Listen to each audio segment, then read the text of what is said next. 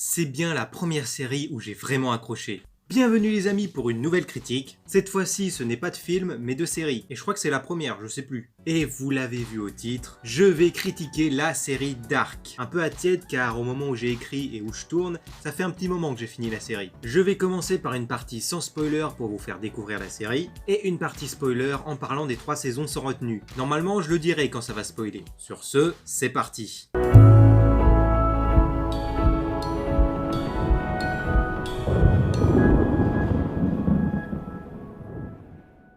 La première saison de Dark est sortie le 1er décembre 2017 sur la plateforme Netflix. Un enfant disparu lance 4 familles dans une quête éperdue pour trouver des réponses. La chasse aux coupables fait émerger les péchés et les secrets d'une petite ville. La deuxième saison est sortie le 21 juin 2019 et la saison 3 le 27 juin 2020. Et j'ai rushé toute la série en 3 jours car j'ai adoré. Quand on commence la série, ça part déjà dans des questions. Et c'est ce qui m'a fait accrocher tout de suite. Surtout quand ça parle de mon sujet préféré. En dehors de JoJo's Bizarre Adventure, qui est un animé, Dark est la première série où j'ai vraiment accroché. Lost, j'avais accroché aussi, mais pas dès le premier épisode. Et cette série est un peu comme Lost, tu commences en te posant des questions. Et au fur et à mesure de la série, tu avances dans l'intrigue et en apprends plus sur les personnages. Et à aucun moment il y a du dialogue inutile. Chaque moment où ça parle est intéressant. On ne fait qu'avancer. C'est pour ça que je parle de série parfaite. Mais on y reviendra dans la partie spoiler. Le générique est vraiment génial, que ce soit la musique et les images que l'on voit à l'écran. Je vous mets pas d'extrait car vous découvrirez si vous allez regarder. Il y a un style unique et correspond bien à celui de la série. À chaque épisode, on va en apprendre un peu plus sur les personnages, leur passé, leur motivation, etc. Les mystères de la ville de Winsden, qui est une ville fictive d'Allemagne, car oui, la série est allemande. Et ça fait vraiment du bien de partir un peu des États-Unis, de la France et du Japon. Cette série est super bien réalisée et bien chorégraphiée. Les acteurs sont bons, en tout cas à vue d'œil. Car j'ai regardé en VF, ce que je vous conseille, car ce n'est pas en VO-STFR qu'il faut regarder ce type de série. Sinon en VO, si vous savez parler allemand, ce qui n'est pas mon cas. Mais avec cette série, ça me donne quand même un peu envie d'apprendre. À chaque fois quand on avance, on a une réponse, mais on se dit que c'est pas ça, et finalement si. Pour ma part, c'était souvent, mais pas tout le temps. À un moment donné, vous allez devoir vous casser la tête, car il y a beaucoup d'infos d'un coup. Et cette série a beaucoup de foreshadowing. Le casting est vraiment bien choisi, car on verra des scènes du passé qui nous montrent tel personnage à telle époque pour mieux le comprendre. Et les jeunes acteurs ressemblent aux acteurs plus vieux. On dirait eux plus jeunes. Je pense que si vous commencez la série maintenant, vous allez avoir un peu de mal, car il y a beaucoup de personnages. Mais au fil du temps, vous allez retenir leurs noms. Même mon frère et moi, en rushant sur 3 jours, on se souvient de tous les noms. Et cette série va vous faire beaucoup réfléchir. Mais même si vous êtes perdu à un moment donné, les informations seront redonnées, ne vous inquiétez pas. C'est rare une série qui fait ça.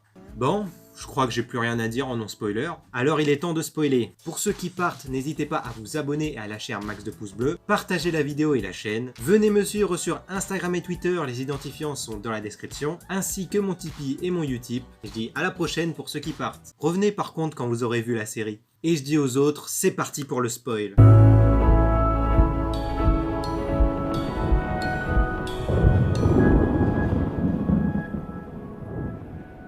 Je peux enfin vous dire entièrement pourquoi j'ai apprécié cette série. Car le sujet de la série est le voyage dans le temps. Tout ce qui est lié au temps m'a toujours passionné. Comme une saga qui se passe sur plusieurs années, un film ou une série qui raconte la vie de quelqu'un, etc., etc. Et Dark ne fait pas exception. Car dès le début, avec les photos accrochées, car on voit plusieurs moments de la vie de personnes. C'est principalement jeunes et adultes. Et comme j'ai dit en non-spoiler, le casting est bien choisi. Je pense que quand même, sur certains personnages, ils étaient pas obligés de prendre plusieurs acteurs et actrices. Comme par exemple avec Ulrich, ce n'est pas le même acteur qui le joue à une quarantaine d'années, puis plus vieux. Après perso ça me dérange pas, mais c'était pas utile. Après c'est un style. Et vraiment chaque moment est important. De toute façon pour mieux comprendre, il faut se mater une seconde fois car aussi certains détails peuvent nous échapper. Même en ayant rushé sur 3 jours, il y a quelques moments que je me souviens plus. Mais bon, c'est un style. Ça se voit aussi que dans cette série, tout était prévu. Il n'y a aucune incohérence, ce qui est assez rare. Tout est parfaitement bien mené. Que ce soit les personnages, leurs liens entre eux, etc. Car après c'est vraiment un casse-tête. Car certains personnages sont leurs propres ancêtres et descendants, comme Jonas et Martha. Mais c'est tellement bien fait. Après, quand t'as toutes les infos, il te faut l'arbre généalogique. Car c'est un vrai casse-tête. Mais j'adore vraiment ça, et c'est super chelou. C'est vraiment la série qui exploite à donf le voyage dans le temps. Que ce soit avec les réalités alternatives, les mondes parallèles, en l'occurrence miroir, car chaque monde est le reflet de l'autre. Car la maison de Jonas dans son monde a l'escalier à tel endroit, et dans le monde de Martha, c'est de l'autre côté. Oui, car les Nielsen habitent dans la maison de Jonas dans le monde de Martha B. Déjà comme ça, c'est un casse-tête. Quand je dis que tout est prévu depuis le début, c'est surtout avec Adam et Eva. Chez nous, Adam et Ève. Car on commence par nous introduire Adam, qui est Jonas plus âgé que le Jonas plus âgé. En gros, c'est Jonas vieux. Mais quand on nous apprend que Eva est Martha B plus vieille,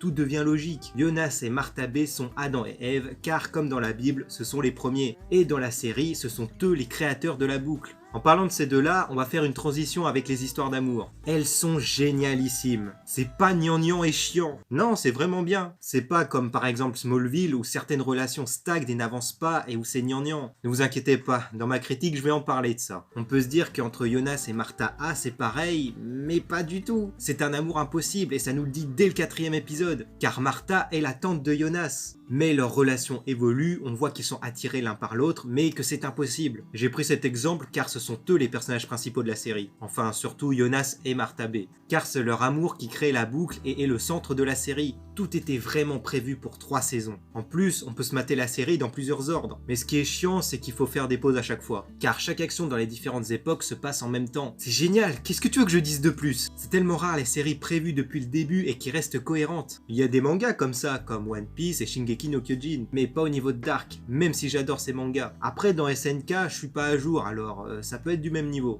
Mais je pense même que ces 3 œuvres sont au même niveau. Scénario cohérent, la fin est prévue depuis le début, pas de rajout, tu veux quoi de plus? C'est pour ça que je parle de série parfaite, car il n'y a rien à reprocher. Le seul faux défaut, c'est que ça ne peut pas plaire à tout le monde. Mais c'est pas un vrai défaut, comme je viens de le dire. Faut se casser la tête? Pas un vrai défaut, c'est le style de la série. Alors ça rejoint le point précédent. Objectivement, par rapport à un premier visionnage, la série est parfaite. Il n'y a aucune erreur. Mais la perfection n'existe pas, alors il y a forcément une erreur. Mais bon, je pense que je la verrai peut-être s'il y en a une à mon second visionnage. Mais pour l'instant, série parfaite. Elle commence parfaitement, avance parfaitement et se termine parfaitement. Tu veux quoi de plus?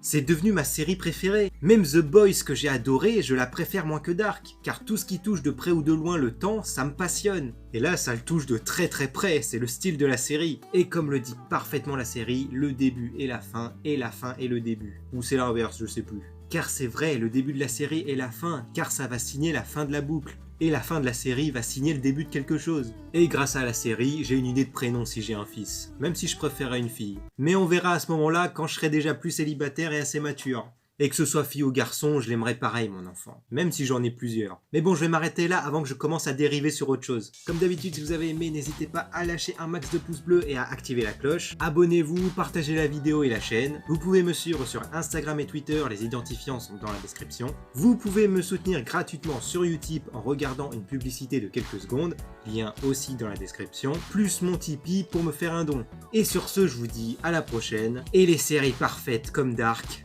c'est la vie. Allez, salut!